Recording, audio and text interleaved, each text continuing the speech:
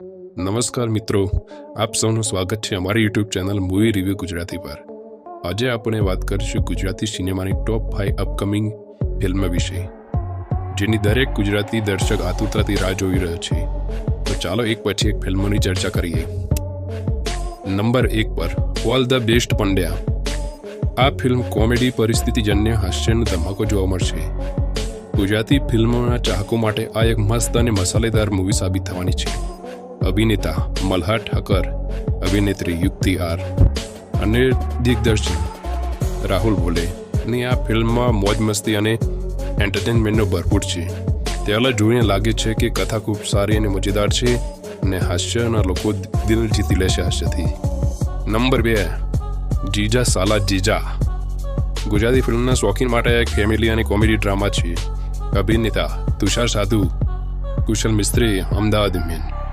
Director છે વિપુલ શર્મા. વિપુલ શર્માની આ શાનદાર ટાઈમિંગ અને દમદાર સંવાદ દર્શકોને ખૂબ ગમશે. આ ફિલ્મ બહુ મસ્ત અને એક નંબર છે. નંબર 3, જય માતાજી ધ લેક્સ રોક. ધાર્મિક અને મ્યુઝિકલ એંગલથી ધરાવતી આ ફિલ્મ ખાસ કરીને માતાજીના ભક્તો માટે ટ્રીટ છે.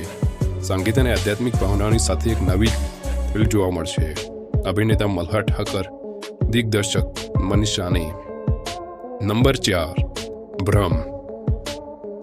અમે વિચારી શકીએ તેમ ભ્રમ એક સાયકોલોજી થ્રિલર હશે. ગુજરાતી સિનેમામાં ઓરિજિનલ હોરર થ્રિલર ફિલ્મોની ઉલ્લભ છે અને અભિનેતા મિત્રા ગઢવી. લાસ્ટમાં નંબર 5 પર વર્સ્ટ લેવલ 2.